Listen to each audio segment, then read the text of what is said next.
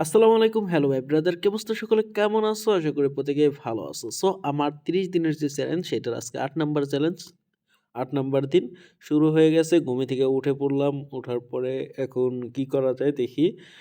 সকালবেলা তো খাইতে হবে, ভাবতেছি খিচুড়ি রান্না করব। সকালবেলা উঠার পরে খিচুড়ি রান্নার জন্য এখানে সবজি খিচুড়ি রান্না করব।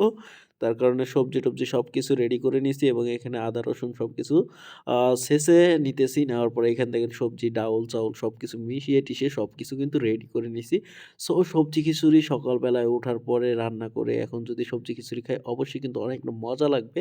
আর রান্নার ট্রাই করব এখন। সো অবশ্যই আমার চ্যানেলটা সাবস্ক্রাইব করে দিবা। আর চ্যালেঞ্জটা জানি ৩০ টা কমপ্লিট করতে পারি সেইজন্য আ সবার কাছেই দোয়া চাচ্ছি, ভালোবাসা চাচ্ছি। ঠিক আছে? সো দেখা যাক কি করা যায় এবং সারাদিন কি করব সেটা নিয়েও দেখি বিস্তারিত কি করা যায়। সো এখন সবজি খিচুড়ি রানবো এবং কি খাওয়া-দাওয়া করব। সো তোমাদেরকে নিয়েই। সো আমি এখন রান্না করব। So let's go! রান্না করা শুরু করি। রান্না করা শেষ হয়ে গেছে এবং দেখো কত সুন্দর একটা ভাইব এসেছে এবং দেখতে এবং খেতেও কিন্তু অনেকটা সুস্বাদু হয়েছে। সত্যি কথা ভাই ইমাজিং হইছে। সত্যি অনেকটা মজা হইছে ভাই। কিভাবে যে বলবো আপনাদের বইলা বুঝাইতে পারব না। খিচুড়িটা খাইতে সত্যি কথা বলতে অনেক মজা হইছে সবজি খিচুড়ি। সো সত্যি কথা বলতে অনেক মজা হইছে। কিভাবে বলবো বইলা বুঝাইতে পারব না আপনাদেরকে। ঠিক আছে? সো আপনারাও বাসায় ট্রাই করতে পারেন অতিরিক্ত সবজি দিয়ে তারপরে চাউল-ডাউল মিক্সড করে দিয়ে একসাথে করে তারপরে খিচুড়িটা রান্না করে খাবেন। দেখবেন যে আসলেই অনেকটা মজা লাগে। আপনারা খাওয়ার ট্রাই করবেন। ঠিক আছে?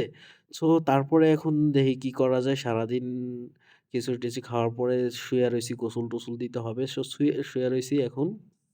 শুইয়া থাইকা আর কি করব? ভাল লাগতেছে না।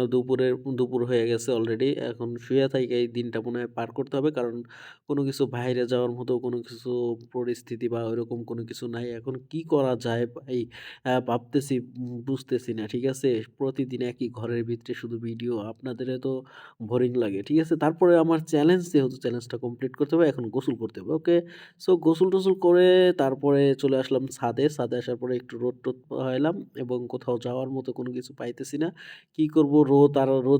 রোদ পোহানোর থেকে এখানে বাতাস বেশি। ছাদের মধ্যে প্রচন্ড পরিমাণ বাতাস। তার কারণে আর কোনো কিছু ভাল লাগতেছে না। এখান থেকেও চলে যাব। সো ভিডিওটা ভালো লাগলে অবশ্যই লাইক, কমেন্ট, শেয়ার করে দাও এবং নেক্সট ডে আসবে আরো ভালো ভিডিও আনার ট্রাই করব। সো ভালো থাকবে, সুস্থ থাকবে। আল্লাহ হাফেজ। টাটা।